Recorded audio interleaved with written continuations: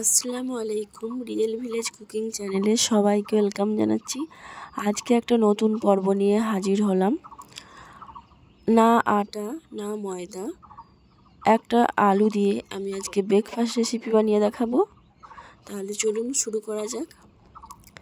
এখানে নিয়ে নিয়েছি সুজি, 1 বাটি পরিমাণে সুজি নিয়েছি। এটাকে আমি মিক্সির মধ্যে মিহি করে নেব। জারে ঢেলে দিলাম। এবার দিয়ে দিচ্ছি আলু। আমি একটা বড় সাইজের আলু নিয়ে নিয়েছি। এরকম ডুমো ডুমো করে কেটে ভালো করে পরিষ্কার করে নিয়েছি। আমি আলুটাও সুজি এবং আলু একসঙ্গে দিয়ে দিলাম এবং মিক্সিং জারের মধ্যে দিয়ে মিক্সিতে আমি ভালোভাবে পেস্ট বানিয়ে নেব। আলুতে অনেক পরিমাণে জল থাকে। এই দেখুন আমি পেস্ট বানিয়ে নিয়েছি। পেস্টটা ঠিক এইরকম হবে।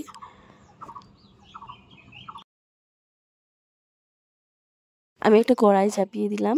এর মধ্যে দিয়ে দিচ্ছি ভেজিটেবল অয়েল এবং দিয়ে দিচ্ছি 1 চামচ পরিমাণ সরষে। আমি এখানে কালো সরষে নিয়েছি। দিয়ে দিচ্ছি 1 চামচ গোটা জিরে। একটু নাড়াচাড়া করে দিচ্ছি।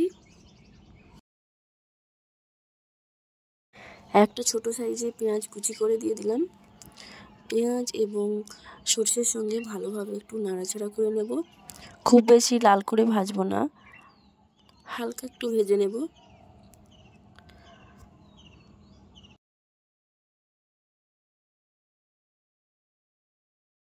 এখানে গ্যাসের ফ্লেমটা আমি লো টু মিডিয়ামে রেখেছি। এইভাবে অনবরত নাড়াচাড়া করে আমি এটাকে নামিয়ে নেব। এটা হয়ে গেছে। আমি এবার গ্যাসের ফ্লেমটা অফ করে দেব।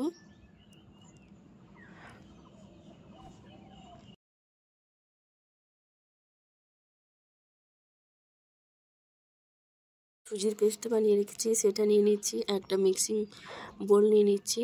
এর মধ্যে আমি দিয়ে দিলাম। এবার দিয়ে দিচ্ছি পেস্টটা, সুজি এবং আলুর পেস্টটা দিয়ে দিচ্ছি।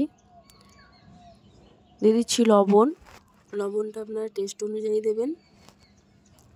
সব কিছুকে ভালোভাবে মিশিয়ে নেব।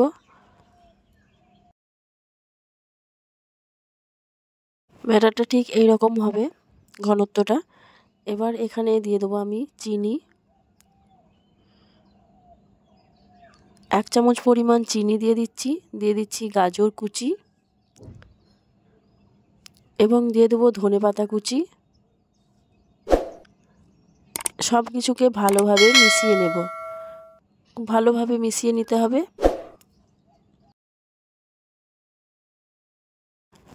এটাকে আমি 1 মিনিট ধরে ভালোভাবে ব্যাটারটাকে আমি নাড়াচাড়া করতে থাকবো। এই দেখুন ঠিক এই রকম হবে।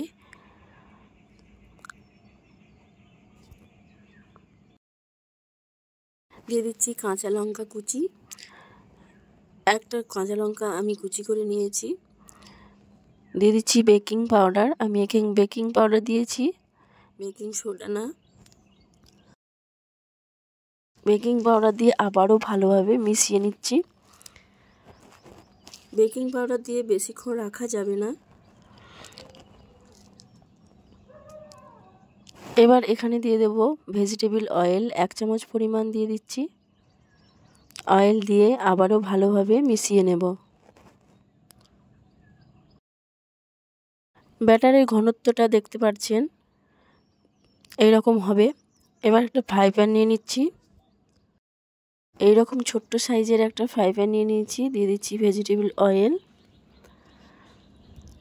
এবার অয়েলটা যখন ভালোভাবে গরম হয়ে যাবে, আমি এখানে ব্যাটারটা দিয়ে দেবো 2 চামচের মতো।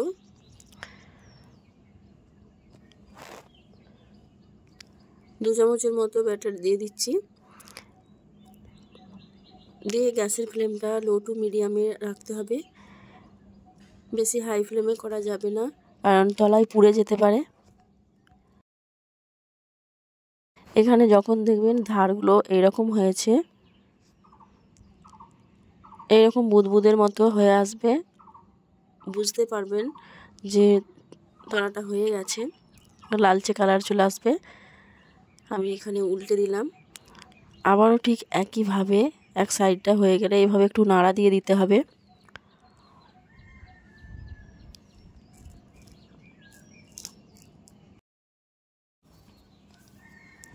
এবার এটা আমার হয়ে গেছে, এটাকে আমি তুলে নেব। এগুলো বানাতে বেশি টাইম লাগে না, মাত্র 1.5 থেকে 2 মিনিটের মধ্যে রেডি হয়ে যায়।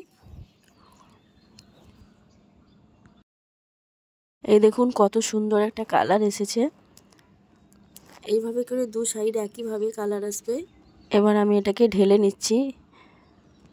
ঠিক একইভাবে আমি বাকি কোটাও বানিয়ে নেব। এই দেখুন খুব সুন্দরভাবে হয়ে গেছে। এবার আমি আবার একটা বানিয়ে নিচ্ছি। দিয়ে দিচ্ছি ভেজিটেবল অয়েল এবং ব্যাটার দিয়ে দিচ্ছি।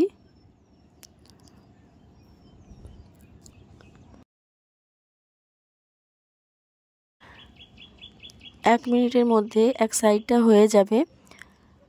ঠিক যখন হালকা লালচে লালচে কালার আসবে বোঝা যাবে, তখনই উল্টে দিতে হবে। এই দেখুন খুব সুন্দরভাবে হয়ে গেছে এক সাইডটা। ঠিক একইভাবে অপর সাইডটাও 1 মিনিট রাখলেই হয়ে যাবে। এটাও হয়ে গেছে। এবার এটাকেও নামিয়ে নেব। একটা প্লেটের মধ্যে নিয়ে নিয়েছি। এই দেখুন খুব সুন্দরভাবে নাস্তা রেসিপি বানানো হয়েছে। একটা আলু দিয়ে এবং সুজি দিয়ে যে এত সুন্দর একটা ব্রেকফাস্ট রেসিপি বানানো যায়, আপনারা বাড়িতে একবার ট্রাই না করলে আপনারা বুঝতেই পারবেন না। এর টেস্ট এতটাই, খেতে অসম্ভব টেস্টি। বাচ্চাদের টিফিনে এইভাবে বানিয়ে দিতে পারেন, বাচ্চারা খুবই খুশি হবে। আপনার যে কোনো সসের সঙ্গে বা চাটনির সঙ্গে খাবেন, খেতে খুবই ভালো লাগবে। খুবই টেস্টি একটা রেসিপি। তাহলে দেখলেন তো, ঘরে থাকা সামান্য উপকরণ দিয়ে এইভাবে ব্রেকফাস্ট রেসিপি বানানো যায়। এইভাবে আপনারা বিকেলবেলা বা বাচ্চাদের টিফিনে অফিস টাইমে বানিয়ে দেবেন। খুব অল্প সময়ের মধ্যে এটা রেডি হয়ে যায়, ঝামেলা ছাড়াই খুব সহজভাবে এই রেসিপি বানিয়ে দেখালাম। তাহলে আমার এই রেসিপি আপনাদের কেমন লাগলো অবশ্যই কমেন্টে জানাবেন। আর আপনারা যদি নতুন হয়ে থাকেন চ্যানেলটা সাবস্ক্রাইব করবেন এবং লাইক দেবেন। একটা ভেঙে দেখাচ্ছি, ভেতরটা দেখুন খুবই নরম। এই দেখুন খুব ভালোভাবে ভেতরটাও হয়ে গেছে। এই দেখুন খেতে অসম্ভব টেস্টি। এইভাবে সস দিয়ে আপনারা খেতে পারেন, খেতে খুবই ভালো লাগবে। তাহলে না বাড়িয়ে আজকে আমার এই রেসিপি এখানেই শেষ করছি।